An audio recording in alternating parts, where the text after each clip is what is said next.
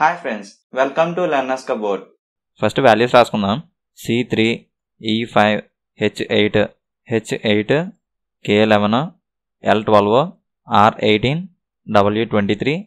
ఇక్కడ అబ్జర్వ్ చేస్తే 8 - 3 5 వస్తుంది. 18 - 8 10 వస్తుంది. ఇక్కడ డిఫరెన్స్ ఏమో 5 వస్తుంది. ఇక్కడ డిఫరెన్స్ ఏమో 10 వస్తుంది. ఇక్కడ డిఫరెన్స్ కంటే డబుల్ ఉంది. సేమ్ లాజిక్ ఇక్కడ అప్లై చేద్దాం. ఇక్కడ డిఫరెన్స్ ఏమో 6 వస్తుంది. ఇక్కడ డిఫరెన్స్ ఏమో 12 వస్తుంది. డిఫరెన్స్ డబుల్ వస్తుంది. సేమ్ లాజిక్ ఇక్కడ యూజ్ చేసి క్వశ్చన్ మార్క్ ప్లేస్లో ఏమొస్తుందో ఫైండ్ అవుట్ చేద్దాం. ఇక్కడ డిఫరెన్స్ 4 వస్తుంది. సో ఇక్కడ డిఫరెన్స్ 8 రావాలి. 12 + 8 చేస్తే 20 వస్తుంది. 20th letter T. సో ఇక్కడ T వస్తుంది. సో మన ఆన్సర్ T. లేదంటే మనం ఈ లాజిక్ని కొంచెం మోడిఫై చేసుకోవచ్చు.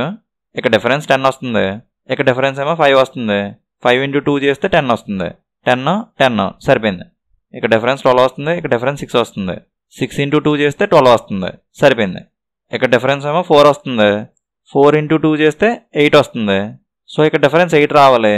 12 + 8 చేస్తే 20 వస్తుంది. 20th letter T. ఇలా కూడా చేయొచ్చు.